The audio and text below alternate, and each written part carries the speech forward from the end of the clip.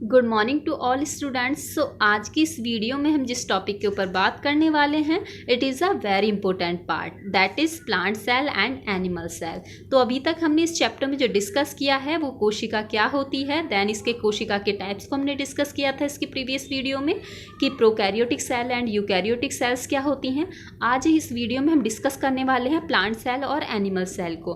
Plant cell और animal cells किस प्रकार की होती हैं, कौन कौन से ऑर्गेनल्स इसमें प्रेजेंट होते हैं और किस ऑर्गेनल्स का क्या वर्क होता है। तो जैसे कि हमें पता है जो प्लांट्स होते हैं वो कैसे होते हैं, एक ही जगह पर स्थिर होते हैं और दृढ़ होते हैं, यानी कि कठोर होते हैं, बहुत स्ट्रांग होते हैं और एक ही जगह पर वो स्थिर होकर अपनी सभी जैविक क्रियाओं को संपन्न करते हैं। जबकि जो एनिमल्स होते हैं वो कैसे होते हैं, वो मूवेबल होते हैं, यानी कि एक जगह से दूसरी जगह घूमते हैं अपनी शारीरिक और जैविक क्रियाओं को संपन्न करने के लिए।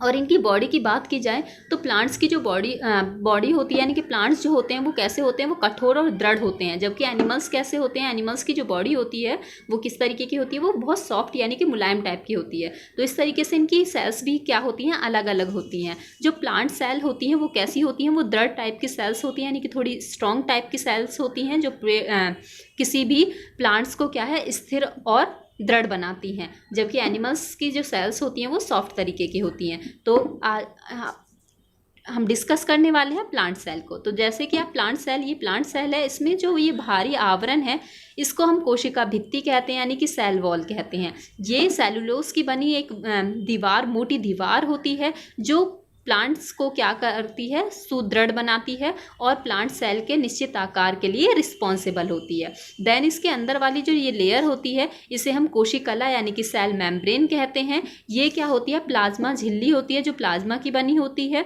जो प्लांट सेल और एनिमल सेल दोनों में प्रेजेंट होती है। प्लांट सेल में क्या होती है, कोशिका भित्ति होती है, जबकि एनिमल सेल में क्या होती है, कोशिकला यानी कि सेल मेम्ब्रेन होती है। सेल मेम्ब्रेन का इसका जो कार्य होता है वो क्या होता है, पदार्थ के परिवहन को कंट्रोल करती है। ये क्या करती है, केवल चयनित यानी कि सेलेक्टिव पार्ट्स को ही कोशिका के अंदर जाने देती है और जो वेस्ट मटेरियल होता है उसे कोशिका से बाहर भेजती है। तो एक तरीके से छानने का वर्क करती है। देन इसके बाद जो आप ये येलो पार्ट देख रहे हो, इसमें जो लाइट ग्रीन पार्ट देख रहे हो, ये क्या है, एक लिक्विड होता है जिसे हम कोशिका द्रव्य कहते हैं। यानी कि ये जो है एक जेलीनुमा लिक्विड होता है, चिपचिपा लिक्विड होता है जो कोशिका के अंदर भरा होता है।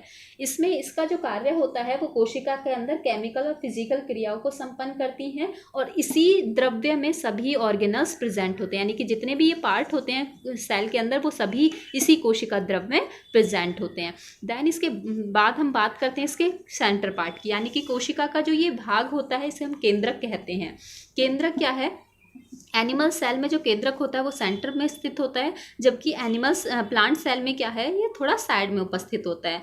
केंद्रक के अंदर जो ये पार्ट होता है ये केंद्रिका होता है। केंद्रिका के अंदर डीएनए और आरएनए प्रेजेंट होते हैं। इसके अंदर भी क्या है, ये केंद्रिका है, केंद्रिका के अंदर क्या होता है, डीएनए और आरएनए प्रेजेंट होता है। जिस तरीके से कोशिका के अंदर कोशिका द्रव्य प्रेजेंट होता है उसी तरीके से केंद्रक के अंदर भी केंद्रक द्रव्य यानी कि न्यूक्लियोप्लाज्म प्रेजेंट होता है। जैसे प्रोटोप्लाज्म होता है उसी तरीके से न्यूक्लियोप्लाज्म भी होता है।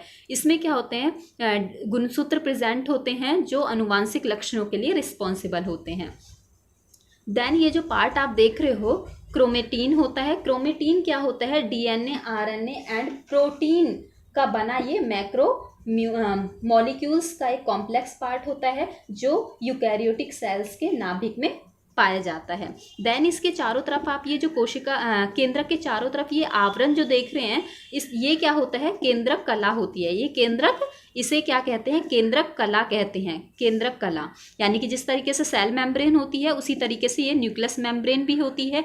ये इसका जो कार्य होता है वो जो सेल के अंदर जो लिक्विड भरा होता है जिसे हम कोशिका द्रव कहते हैं, प्रोटोप्लाज्म कहते हैं, और केंद्रक के अंदर भी एक लिक्विड भरा होता है। तो इन दोनों लिक्विड को ये क्या है, अलग अलग करती है। एक तरीके से केंद्रक के चारों तरफ एक झिल्ली होती है जो मोटाई में 75 एंगस्ट्रम की मोटी डबल लेयर मेम्ब्रेन होती है। ये क्या होती है, कोशिका द्रव और केंद्रक द्रव को अलग अलग करती है।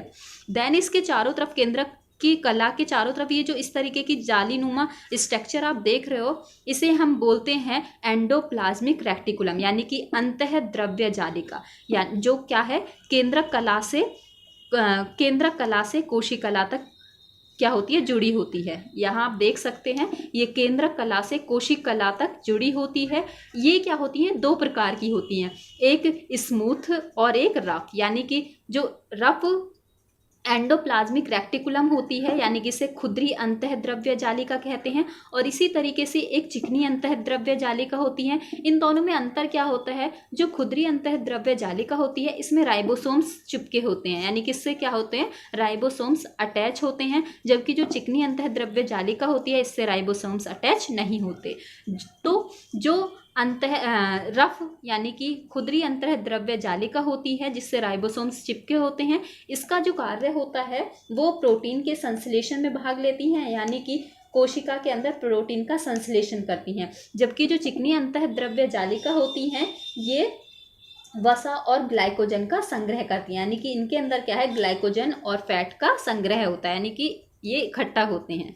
देन इसके बाद जो हम बात करने वाले हैं वो है गोल्जी काय की, यानी कि गोल्जी बॉडीज़ की, जो एनिमल सेल और प्लांट सेल दोनों में प्रेजेंट होती हैं। ये गोल्जी बॉडीज़ के अंदर क्या होते हैं, प्रोटीन्स, फास्फोलिपिड्स, एंजाइम और विटामिन्स भरे होते हैं, यानी कि इनके अंदर क्या होते हैं, क्या होते हैं, फास्फोलिपिड्स होते हैं, प्रोटीन्स होते हैं, एंजाइम्स होते हैं और विटामिन्स होते हैं। तो एक तरीके से ये क्या काम करती हैं, ये ट्रांसपोर्टेशन का कार्य करती हैं। ट्रांसपोर्टेशन का मतलब क्या होता है, इनके अंदर जो ये लिक्विड्स भरे होते हैं, प्रोटीन्स, विटामिन्स, एंजाइम और फास्फोलिपिड्स, वो क्या करती हैं, इसे एक पार्ट से दूसरे पार्ट में भेजती हैं। तो एक तरीके से ये कोशिका के अंदर ट्रैफिक पुलिस का कार्य करती हैं।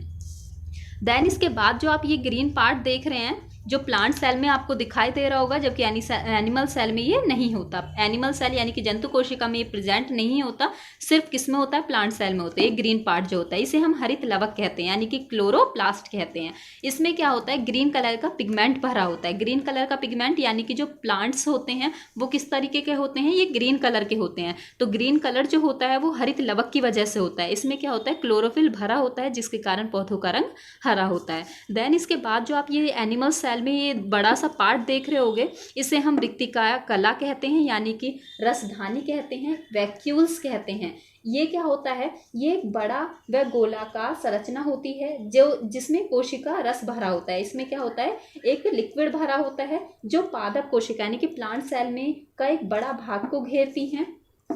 इसमें क्या होता है, इसमें एसिड्स होते हैं यानी कि अम्ल होते हैं, कार्बोहाइड्रेट्स होते हैं, अमीनो एसिड्स होते हैं, प्रोटीन्स आदि भरे होते हैं। और इसका जो कार्य होता है वो क्या होता है, खाद्य पदार्थ यानी कि फूड मटेरियल्स और जल का ये संग्रह करती है, यानी कि इकट्ठा करती है। इसीलिए इसे सेल का नेचुरल स्टोर हाउस कहते हैं। और इसका एक और कार्य होता है कि ये जो वेस्ट मटेरियल होता है, अवशिष्ट पदार्थ होते हैं यानी कि वेस्ट मटेरियल, इसको भी इकट्ठा करती है। एक तरीके से ये क्या करती है, कोशिका के अंदर डस्टबिन का, कचरा पात्र का भी काम करती है, जो सिर्फ और सिर्फ किसमें ज़्यादातर प्रेजेंट होती हैं, प्लांट सेल में ये बड़े भाग को घेरती हैं यानी कि ज़्यादा बड़ी होती हैं, जबकि जो एनिमल सेल होती हैं उनमें ये कम यानी कि छोटी होती हैं या फिर बहुत कमी से पाई जाती हैं। देन इसके बाद हम बात करते हैं इस पार्ट की। ये जो पार्ट है इसे लाइसोसोम्स कहते हैं।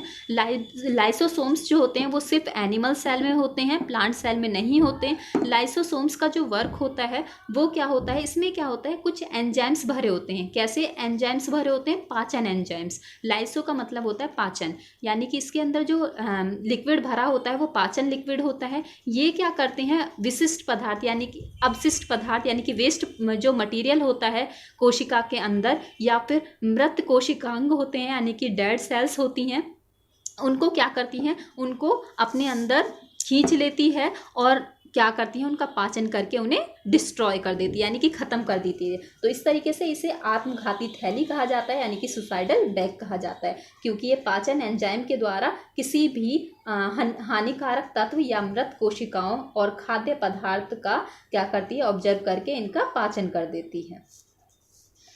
इसके बाद आप ये जो पार्ट देख रहे हैं, ये जो अभी हमने बात की थी राइबोसोम्स। राइबोसोम्स क्या होते हैं, अंतःद्रव्य जालिका से चिपके होते हैं और फ्री भी होते हैं। राइबोसोम्स का कार्य क्या होता है, ये राइबोसोम्स होते हैं, ये छोटे छोटे जो सर्कल देख रहे हो आप, ये छोटे छोटे पार्ट जो होते हैं ये फ्री भी होते हैं और ये अंतःद्रव्य जालिका से चिपके भी होते हैं। इन्हें राइबोसोम्स कहा जाता है। ये क्या करते हैं, प्रोटीन संश्लेषण का काम करते हैं।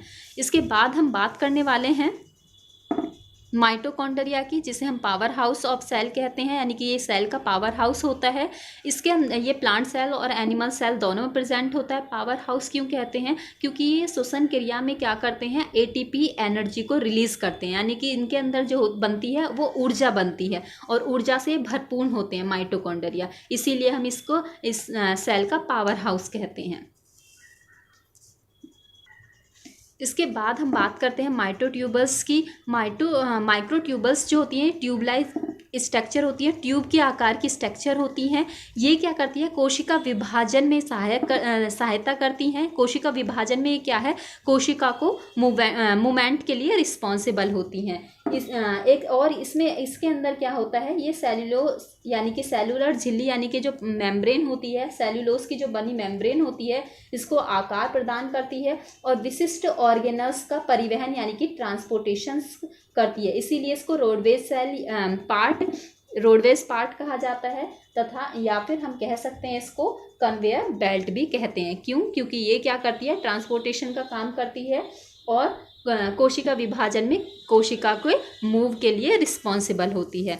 देन इसके बाद हम जो बात करने वाले हैं वो है प्लाज्मोडोमा। प्लाज्मोडोमा जो होता है ये क्या करता है, आप देख रहे होगे इस सेल में ये जो कनेक्टिंग पार्ट होता है, यानी कि जो छोटे छोटे पार्ट्स को आपस में जोड़ के एक पाथ के रूप में कार्य करता है। ये क्या करता है, कम्युनिकेशन का काम करता है, संचारण का काम करता है। ये कोशिका सेल टू सेल कनेक्ट होता है और सेल के अंदर क्या काम करता है, ये संचारण का काम करता है, यानी कि कम्युनिकेशन का कार्य करता है।